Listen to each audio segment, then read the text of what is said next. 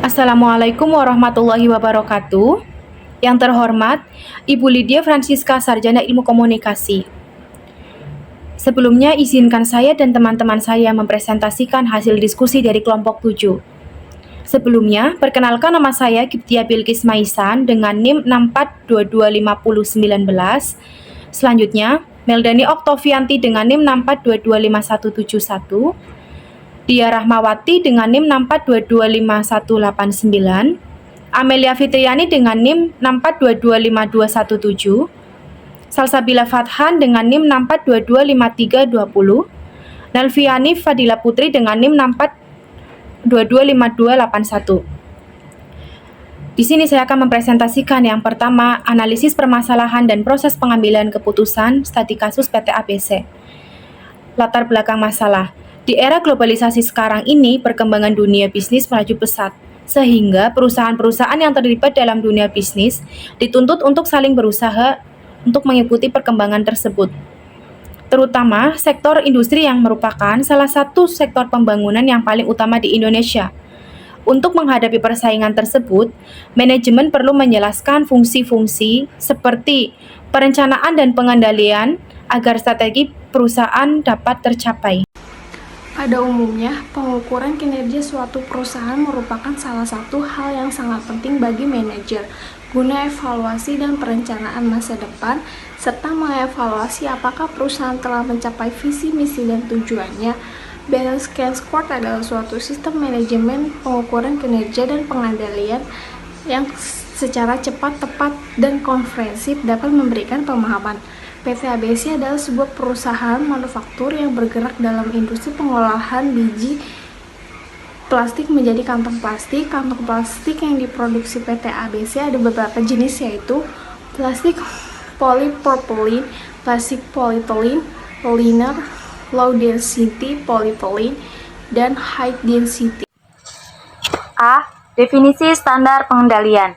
Standar pengendalian organisasi merupakan suatu kegiatan untuk memastikan bahwa suatu organisasi yang dilakukan sesuai dengan yang direncanakan. Dalam pengendalian organisasi, manusia merupakan hal yang paling penting untuk diberi petunjuk, pengarahan, dan pemotivasian agar tujuan yang telah direncanakan bisa tercapai. Menurut Anthony dan Reed 1984, mendefinisikan sistem pengendalian manajemen sebagai sebuah sistem yang memiliki fungsi dalam pengendalian setiap aktivitas yang terjadi di dalam sebuah perusahaan dalam upaya menentukan strategi yang sesuai untuk diterapkan. Adapun fungsi sistem pengendalian manajemen, fungsi sistem pengendalian manajemen terbagi menjadi beberapa poin. Poin yang pertama adalah melakukan perencanaan yang tepat untuk sebuah perusahaan. Poin yang kedua, melakukan proses komunikasi informasi yang baik. Poin yang ketiga, mengambil sebuah keputusan akan suatu hal. Poin yang keempat, memotivasi pekerja atau sumber daya manusia yang bekerja di sebuah perusahaan agar memiliki perilaku atau nilai dan norma yang sesuai terhadap tujuan perusahaan. C. Manfaat dari sistem pengendalian manajemen. Yang pertama, mengetahui sudah sejauh mana program yang sedang dilakukan oleh perusahaan. Yang kedua, mengetahui jika ada berbagai penyimpangan yang terjadi dalam proses pengerjaan suatu aktivitas. Yang ketiga, mengetahui waktu serta sumber daya yang disediakan dapat tercukupi serta dimanfaatkan oleh perusahaan dengan baik. Unsur dari sistem pengendalian manajemen dibagi menjadi 3. Yang pertama, detektor, yang merupakan alat untuk mengidentifikasi apa yang sebenarnya terjadi dalam suatu proses pengendalian. Kedua, selektor, alat untuk menilai signifikansi tentang apa yang terjadi atau peristiwa yang sedang terjadi.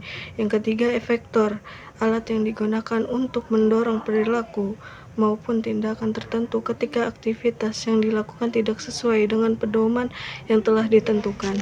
Kesimpulannya adalah standar pengendalian merupakan suatu kegiatan untuk memastikan bahwa suatu organisasi yang dilakukan sesuai dengan yang direncanakan. Proses yang terlibat dalam standar pengendalian PT ABC ini dapat melakukan perencanaan yang tepat untuk sebuah manajemen, lalu melakukan koordinasi yang tepat antar bagian, dan dapat meningkatkan pelaksanaan standar pengendalian dan mengoptimalkan kinerja perusahaan dalam menghadapi tantangan era globalisasi sekarang. Sekian presentasi dari kelompok 7. Apabila ada pertanyaan dan saran bisa disampaikan setelah presentasi ini. Wassalamualaikum warahmatullahi wabarakatuh.